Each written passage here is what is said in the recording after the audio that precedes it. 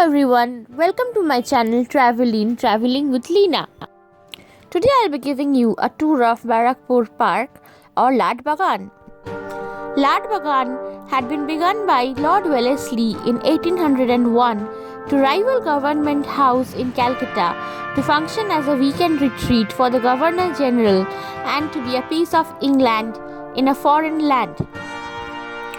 It had a vast mansion, a government house, a rolling park styled and landscaped like an English garden, an aviary, a menagerie, and a cluster of bungalows for the guests and the officers. In time, the estate grew, became a point of leisure for the British administrators, where they partied, danced, came on a honeymoon, played golf, rode on the river, painted, hunted, and had a grand time. There was Calcutta, stiff, formal and crowded, and there was Barrackpore, the Latbagan as the Indians called it. The huge mansion in front of us served as a summer retreat of the then Governor Generals and the Viceroys of British India. This property had been developed by Sir George Barlow, Lord Hastings, Lord Auckland, Lord Lytton, Lord Minto. Wellesley built this with 3 large rooms and a veranda. George Barlow converted the south side of veranda into 2 small rooms. Hastings added a portico and an entrance hall, and Auckland added a balcony on the western side. Lytton added the grand exterior staircase on the southern side. Ripon added 2 wooden porch, and Minto introduced electricity in the building. Now I'll be showing you the place where there stands an old banyan tree. It is believed that Mangal Pandey was executed over here, though there are different opinions about this. Let me tell you a bit about the Great Revolt of 1857. It broke out over the incident of greased cartridges. A rumor spread that the cartridges were greased with the fat of cows and pigs. Before loading the Enfield rifles, the sepoys had to bite off the paper on the cartridges.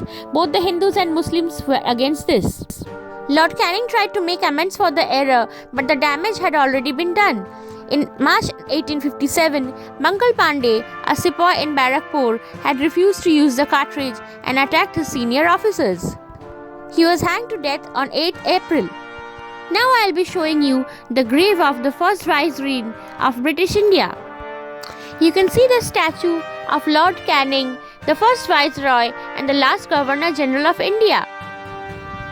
It was brought here from the streets of Calcutta in the late 1960s as the city administrators went into an overdrive to remove the colonial memories by erasing British-era statues. That's the grave of Lady Canning. Lady Canning moved to India because of her husband's job. After spending a few years in India, she intended to move back to England. She embarked on one final trip to see the mountains surrounding Darjeeling in October. She became ill during the journey and died in Calcutta of malaria. She was buried on the grounds of Barrackpore in a small garden her husband described as a beautiful spot that looked upon a river she was so fond of drawing. Lord Canning grieved heavily and visited the grave daily. After a few days, he shifted back to England. He did not long outlive his wife and died the following year. The tomb site was demarcated by an iron railing which had the initial CC in them to resemble Charlotte Canning.